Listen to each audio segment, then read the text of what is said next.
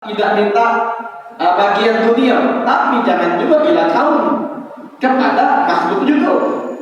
Kepada apa makhluk di sini yang kedua? Yang kedua kepada mengharapkan surga, takut dengan neraka, biar bisa dapat bidadari kaget di akhirat. Kenapa kau ibadah? Biar bidadari aku banyak kaget di akhirat. Baca aku setiap hari 70 ekor, ada bidadari mewahnya aku. Jangan jangan. Pasti akan didapatkan kalau tujuan kita yaitu Allah Subhanahu wa Ta'ala. Itu sama kayak bidadari ciptaan Allah. Kalau kita menginginkan dengan ibadah kita dapat bidadari, berarti kita mengharapkan selain Allah juga. Maka orang yang semacam ini, orang yang dia beribadah pengen ada upahnya, ya seperti apa?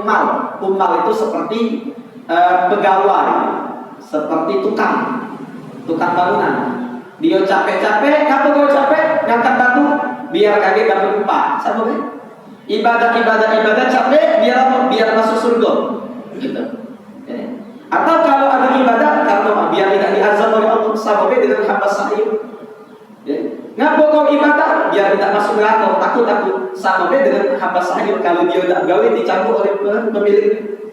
Tapi jadilah orang yang ibadah karena cinta sama Allah. Berarti kita seperti orang yang terdekat dengan raja. Kalau dekat dengan raja, tentunya derajatnya tinggi. Inilah yang dilakukan oleh Nabi Allah Ibrahim alaihi salatu wassalam. Dan kisah beliau, apa yang digawikan oleh beliau, dikampanyekan oleh Allah di dalam Al-Quran, jadi syariat para nabi-nabi setelah beliau, bahkan masuk di dalam syariat Nabi kita, Nabi besar Muhammad Sallallahu Alaihi Wasallam. Apa dia pesan yang Allah ingin sampaikan melalui penyembelihan hewan korban? Pesannya, ingat dulu ada sikok hamba yang Allah pilih, namanya Ibrahim. Nama dia tidak kurang dari 60 ekor, 60 kali diulang oleh Allah dalam Al-Quran, biar kalian kenal. Yang kemudian kami juga ingatkan dengan beliau melalui pelaksanaan ibadah haji, melalui pelaksanaan ibadah umroh, melalui letak kuku setiap hari Jumat, melalui khitam yang wajib atas laki-laki dan perempuan. Seluruhnya adalah ajaran beliau. Biar kita kenal. Ngapa kita kenal? Biar mengikuti apa yang diajarkan oleh beliau dan apa yang dilakukan oleh beliau. Biar kita mengikuti apa yang dilakukan oleh beliau. Beliau punya benar-benar kecintaan yang murni dan sudah membuktikan kecintaannya kepada Allah dan penghambaan yang tulus dari beliau kepada Allah Subhanahu wa Ta'ala. Makanya setiap tahun diingatkan dengan kita dengan ibadah korban. Ibadah korban apa? Bukan intisarinya itu kita nyembelih kambing, bukan sembako sudah kita nyembelih kita bagikan, bukan itu sembako. Memang itu syariat. Kalau kita gawikan dapat pahala besar derajatnya. Tapi intisari pelajaran hikmah yang terkandung di dalamnya, Allah pengen sampaikan, jadilah kalian punya persepsi kehidupan penghambaan sama seperti Nabi Ibrahim. Yang mana murni seutuhnya dia, apa yang dia punya daripada keimanan, dia punya kepercayaan, hanya menghambakan diri kepada Allah dan tulus ikhlas mencintai Allah SWT. Sehingga diceritakan dalam tafsir, Nabi Ibrahim ini lama tidak punya anak, kawin sampai tua tidak punya anak. Kemudian ketika dia tua dikasih anak, namanya Nabi Ismail. Sudah punya anak, suruh pisah jauh-jauh. Nabi Ibrahim harus tinggal di Syam sama Siti Sarah. Maka bini keduanya disuruh pergi ke Mekah, yang dulu kan namanya Bakkah. Kemudian sebelum dia tinggalkan, dibangunkan Baitullah, Ka'bah, bagian dia. Kemudian ditinggalkanlah Nabi Ismail sama ibunya Siti Hajar. Dan disuruh baliklah ke Syam. Nabi Ismail mantap sama ibunya di Mekah. Oh ya Allah, baru punya anak, suruh tinggal, masih bayi. Kita kalau suruh pisah dari anak lagi bayi itu lagi lucu-lucunya, lagi pengen bersambung, ngabung, lama gak punya anak, pengen nanti anak, gitu. Nah sudah, ini namanya Allah Subhanahu puji beliau. Kemudian sudah beliau tua, nah diaturi kalau nak mengunjungi anak. Sudah sama-sama bertempat tinggal, dapat perintah dari Allah. Apa dia? Nyembelih. Ya Allah, coba kita dapat perintah. Sembelih anak kau. Atau yang kira-kira berani, atau yang tega. Rata-rata orang tua tidak tega. Tapi Allah Subhanahu Wa Taala pengen uji. Besar cinta dengan siapa? Antara cintanya Nabi Ibrahim kepada Allah atau cintanya kepada anaknya? Maka ketika diuji, dia ngomong sama anaknya, ya bunayya, inni ara fil manam anni adbahuka fanzur madza tara. Sampai tak kelemahan, tak tega, ngomong lagi tak tega. Anakku, wahai sayangku, wahai cintaku, putraku tercinta, bunayya. Dalam bahasa Arab di isim tasghir, wahai sayangku, anakku tercinta, aku nyingok dalam mimpi, aku diperintahkan oleh Allah untuk nyembelih kamu. Cak mana kira-kira pendapat kamu? Kata Nabi Ismail, Allah yang nyuruh, ya sudah. Ya abatif amma tumar, kalau itu perintah Allah, wahai ayahku, kerjakan apa yang kau diperintahkan. Satajuduni insyaallah minas sabirin. Niscaya engkau akan dapat itu sebagai orang yang sabar.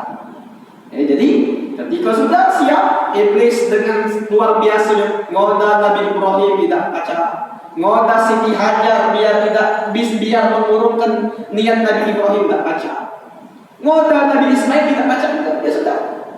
Maka ketika dia disembelih, yang disembelih itu bukan Nabi Ismailnya hakikatnya, tapi hakikatnya yang disembelih kecintaan beliau kepada sang anak. Allah pengen nak nyingok benar-benar dia ini cintanya dengan Allah lebih besar atau dengan anaknya. Oh ternyata dengan Allah lebih besar. Nah, maka ini dijadikan syariat. Setiap kita yang berkorban, setiap tahunnya Allah pengen nyingok siapa di antara kalian yang memang benar-benar berkorban. Tidak aku nak minta apa yang aku lakukan dengan Nabi Ibrahim. Berupa nyembelih anak. Tapi aku pengen sembelih kecintaan kalian kepada harta. Yang mana harta ini seringkali menjuruskan manusia. Aku pengen kan kalian setiap kalian nyembelih cintanya seperti Nabi Ismail nyembelih cintanya kepada anak, maka kita disuruh nyembelih cinta kita kepada harta. Siapa yang baca, maka dia akan mendapatkan keutamaan besar di sisi Allah Subhanahu wa Ta'ala. Ini tujuannya untuk benar-benar kita sembelih cinta kita kepada harta, yang kemudian kita memurnikan cinta kepada Allah. Yang setelah itu diupayakan bagi kita selalu mendahulukan kepentingan Allah di atas kepentingan seluruh makhluk selain Allah. Jadi buktikan kecintaan kalian kepada Allah dengan kalian mendahulukan kepentingan Allah. Dan simpel, kita tidak kayak sahabat dulu nyawanya dipertaruhkan, suruh perang, tidak perang berdosa, lari dari perang dosa paling besar. Tapi tidak seperti itu kita cuma disuruh buktikan cinta kita dari hal yang sederhana agar berkumandang cepat-cepat kita penuhi panggilan Allah. Kenapa? Karena dengan kita cepat memenuhi panggilan Allah, cinta kita terbukti dengan itu. Bahwa kita ini benar-benar mementingkan Allah. Bahwa kalau ada orang yang benar-benar cinta sama Allah, bukan sholat yang manggil dia, tapi dia yang nunggu sholat. Jangan sampai lanak maghrib musola masih terkunci, itu. Mana orangnya baru? Banyak manusia tapi musola masih terkunci, jangan. Jadi kalau baca kita yang memang benar-benar nunggu azan, itu bukti cinta kita kepada Allah, bukti cinta kita kepada Allah. Begitu juga misalnya kita disuruh untuk zakat yang wajib, ini harus wajib, ataupun nafkahi bini wajib hukumnya, atau sedekah ya sunnah, atau berkorban dan sebagainya, maka enteng bagi kita untuk mengeluarkan harta kita. Kenapa? Karena ini untuk Allah. Inilah yang dicontohkan oleh Nabi kita Nabi besar Muhammad Sallallahu Alaihi Wasallam. Ketika bercerita tentang sholat, beliau itu kata Siti Aisyah ke ahadina, di rumah seperti kita biasa. Beliau nyapu, beliau nyait, beliau segala macam urusan-urusan rumah tangga, beliau juga lakukan. Ngobrol dengan bininya, dengan anaknya, senyum, akhlak mulia. Tapi kalau sudah akan berkumandang, ka'annahu la ya'rifuna. Seakan-akan kata Siti Aisyah, Nabi Muhammad tak kenal dengan kami. Ngapa? Cuma fokus kepada Allah Subhanahu wa Ta'ala.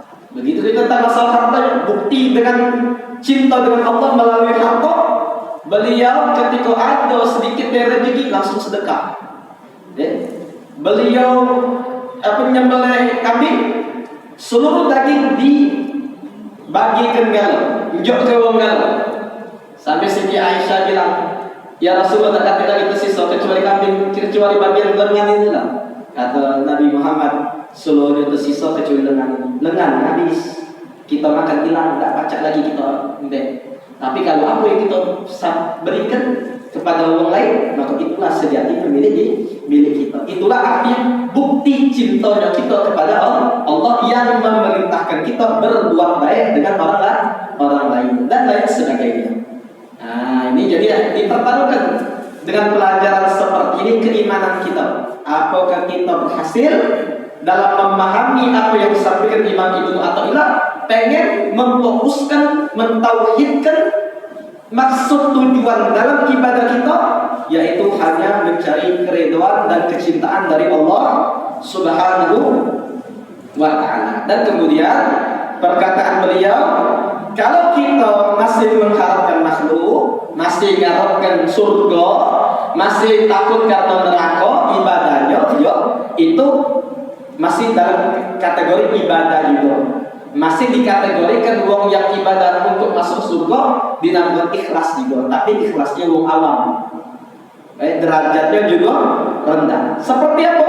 Kahimah seperti keledai. Keledai itu kalau di Arab, kita ingat tempat penggilingan, mereka pakai keledai. Kalau kita di Indonesia kan pakai mesin ya. Kalau sama pakai keledai, sering di kejiwaan kita. Jadi gendum itu ditaruhkan di bawah batu besar, yang kemudian batu itu disangkutkan ke kayu, yang kemudian kayu itu diinjak palang. Nah, palang itu dikibarkan ke keledai, yang kemudian zaman dulu ini dipakai. Keledai itu akan otomatis berjalan dia, tapi berjalannya cuma ngelilingi tempat penggilingan itu. Yang mana dia berjalan dari satu tempat, kemudian dia balik ke tempat itu, apa? Keliling, bundaran, yang sehingga di tengah daripada batu itu selalu berputar, kemudian menggiling biji gandum yang ada di bawah batu ini, jadinya jadi gandum. Nah, diumpamakan cah itu. Jadi artinya masih kurang sempurna keimanan kita. Seperti keledai yang dia pergi ke satu tempat, tapi tempat tersebut adalah awal mula dia berjalan. Cak itu juga hamba yang dia ibadah karena dia beribadah belajar untuk ikhlas. Dia hilangkan keinginan maksud tujuan dia karena dunia, tapi ternyata dia katanya aku ingin menyembah kepada Allah, pengen masuk surga. Surga itu dunia itu makhluk itu sama dari makhluk ke makhluk, sama seperti keledai tadi berjalan di tempat. Artinya kalau berjalan di tempat tidak tinggi derajat dia dari hari kiamat. Tapi kalau ada orang yang benar-benar dia berjalannya bukan keliling, tapi ada tujuan. Apa tujuan kita dalam ibadah? Allah Subhanahu wa Ta'ala. Nyari keridhaan dan mendirikan haknya Allah. Maka ini merupakan tujuan yang paling termulia yang tentunya wong yang semacam ini akan berada di tempat yang paling tinggi di surga Firdausil A'la. Maka di sini diakhiri dari oleh pengarang walakinir hal minal aqwan, tetapi kalau diupayakan kalian pergilah meninggalkan alam semesta, meninggalkan makhluk apapun itu bentuknya, baik dunia ataupun surga atau neraka, tinggalkan galau daripada tujuan kalian, kemudian ilal kawin kepada yang menciptakan. Kalau kalian bermaksud tujuan dalam ibadah setiap amal perbuatan, inna sholati wa nusuki wa mahyaya wa mamati lillahi rabbil alamin, maka inilah yang Allah perintahkan wa anna ila rabbikal muntaha, dan bahwa kepada Tuhan kalianlah ada tempat puncak dari keinginan kita, hanyalah kepada Allah.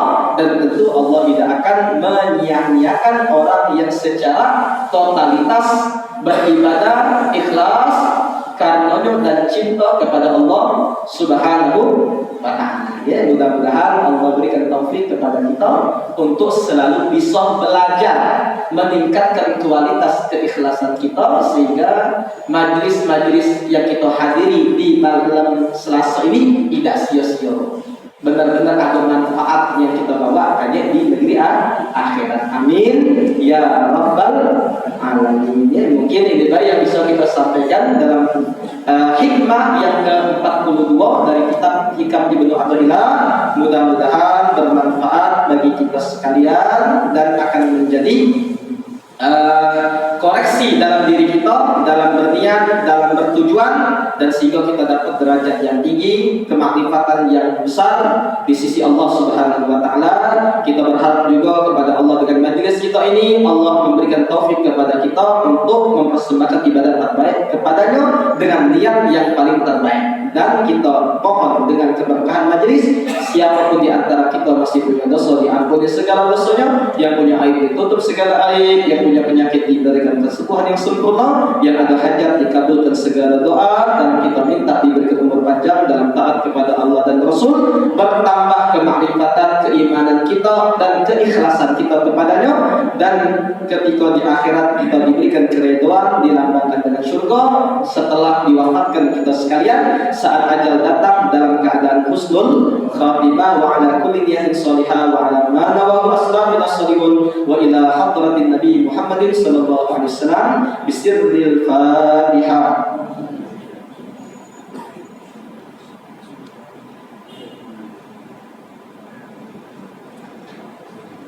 Diantara Bapak Ibu hadirin hadirat sekalian, masih ada 5 menit kurang lebih atau 7 menit ya, menjelang isya, kalau ada yang nanti tanya.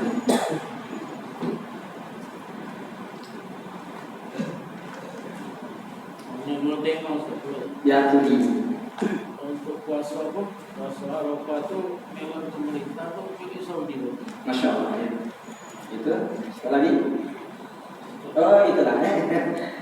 Jadi memang ini banyak sekarang ini tersebar di media sosial kita juga tentang masalah kita ini kan sekarang ini beda dengan Saudi. Saudi dulu di 1 Zulhijjah, kalau tidak salah malam Senin ya, mereka 1 Zulhijjah. Sedangkan kita di Indonesia malam Selasa, otomatis berbeda juga 10 ataupun berbeda juga tanggal 9 Zulhijjah, itu hari Arafah. Maka kita nak puasa hari Arafah sunnah hukumnya, siapa yang puasa diampuni dosa 2 tahun.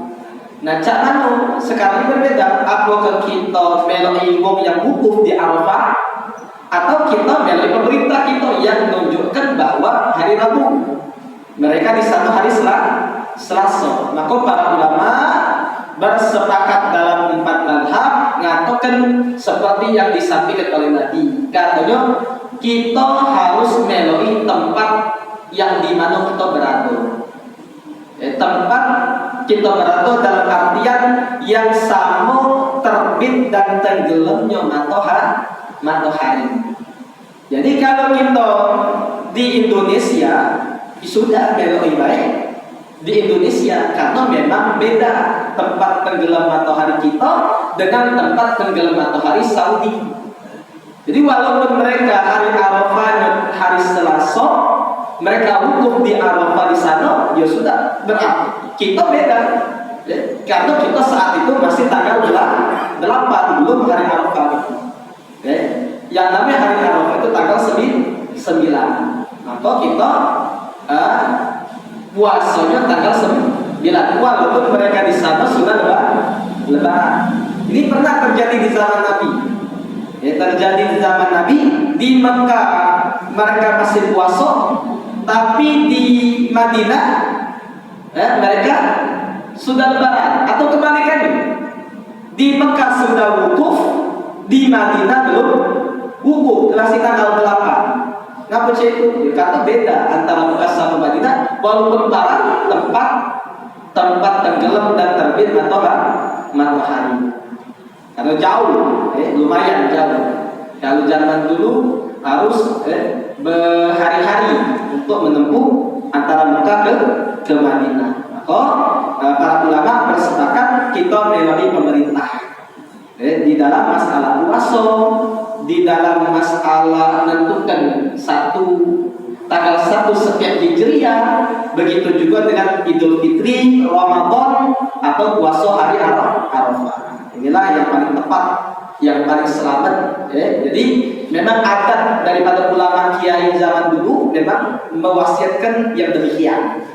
Untuk masalah penentuan tanggal jangan kita pusing. Apa pesan mereka? Pesan mereka kita ikuti, serahkan kepada yang berhak untuk menentukan, yang tidak lain adalah pemerintah yang memang Allah perintahkan, atiullah wa atir rasul wa ulil amri minkum. Taati Allah, taati Rasul, dan taati pemerintah dalam hal apa? Salah satunya dari dalam hal penentuan tanggal.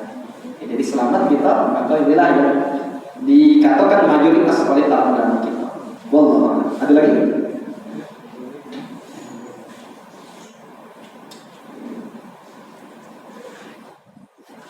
Habis?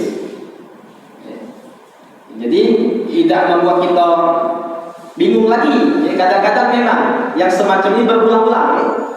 Maka berulang-ulang juga kadang-kadang kebingungan di umat Islam. Cuman bukan hukum di Arafah kan yang ditentukan di Saudi sana. Kenapa mereka yang di sana atau Arafah? Jangan kita bingung.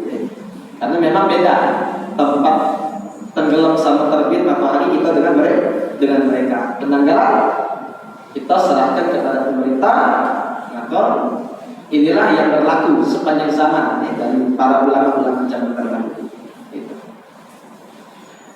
Wallahu a'lam bishawab.